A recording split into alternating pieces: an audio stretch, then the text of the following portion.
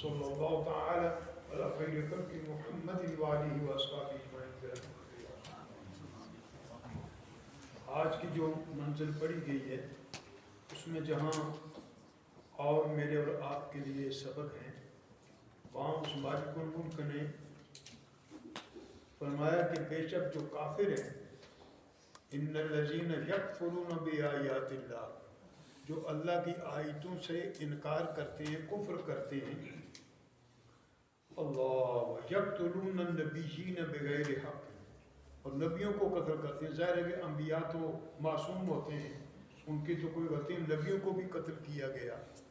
آپ ذرا اندازہ کریں نا کہ انسان جب اپنی پٹڑی سے اتر جائے تو اس کا کوئی حال نہیں ہوتا۔ پھر فرمایا ان الذین، بے شک وہ لوگ، یکفرون بآیات اللہ ویقتلون النبیین بغیر حق ویقتلون الذین یأمرون بالقسط من الناس، اور ان کو بھی قتل کیا کہ جو لوگ لوگوں میں انصاف کے ساتھ دین کی بات کرتے یا دین پہنچاتے تھے۔ تو یہ کوئی آج کی نئی بات نہیں، یہ بھی پرانا یہ مزاج ہے۔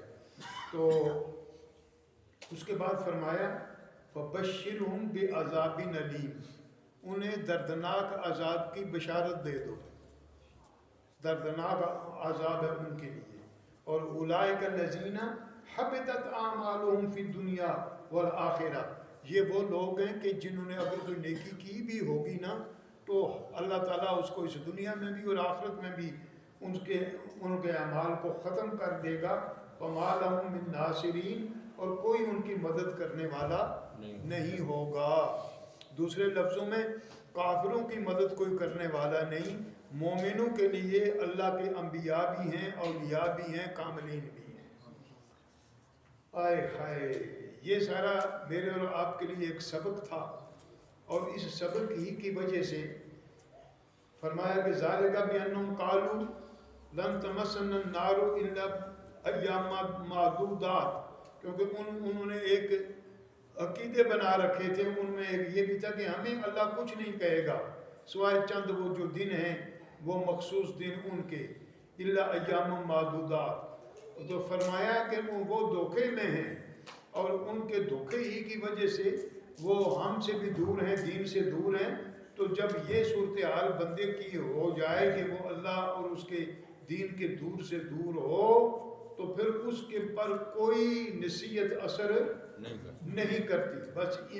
بس اس بات کو ذہن میں رکھیے کہ نصیحت تب آتی ہے جب بندہ اللہ کا بندہ بن کر آگے جب چلتا ہے تو اس پر کچھ چیزیں کام کرتی ہیں، نصیحت بھی اس پر اثر انداز ہوتی ہے، ورنہ کوئی شے اثر انداز نہیں ہوتی۔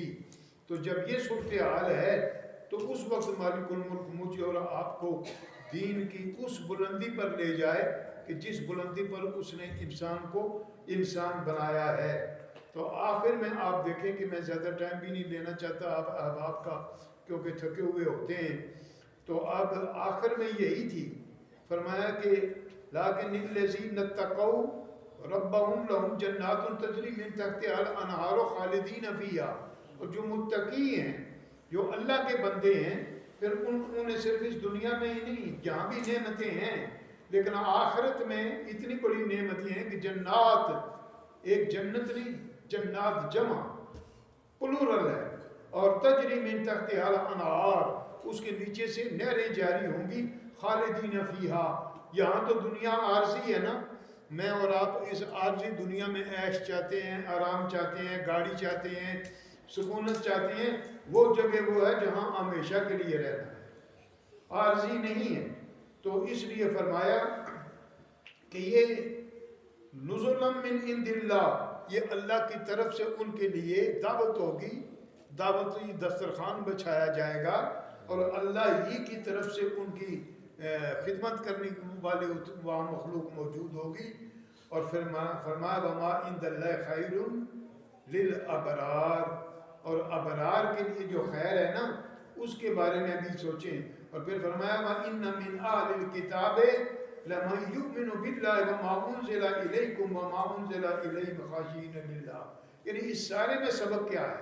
سبق یہ ہے کہ اللہ سے ڈرو، تقوی اختیار کرو، قرآن عظیم سے محبت کرو، اس قرآن عظیم کو اللہ نے رمضان مقدس میں ہی نازل کیا، رمضان کے روزے فرض کیے تاکہ اس کے صحیح معنوں میں بندے بن جاؤ، اور جب اس کے بندے تبھی بنو گے نا جب اپنی اندر کی خواہشیں ختم کر کے رب قدوس کو اور اس کے محبوب کو راضی کرنے کے لیے جاؤ گے، تو پھر دیکھو کہ رحمتوں کے دروازے کتنے کھلے ہیں۔ اللہ مجھ پر اور آپ پر کرم فرمائے، ہمیں دین کو سمجھنے کی توفیق عطا فرمائے۔ میں صرف یہ تھوڑا سا 2-4 منٹ آپ ہی کے لیے لگاتا ہوں، دل کرتا ہے زیادہ وسیع بیان کرنے کا، لیکن نہیں، پھر یہ ہوگا کہ میں ہوں گا تو سپیکر ہوگا، آپ نہیں ہوں گے۔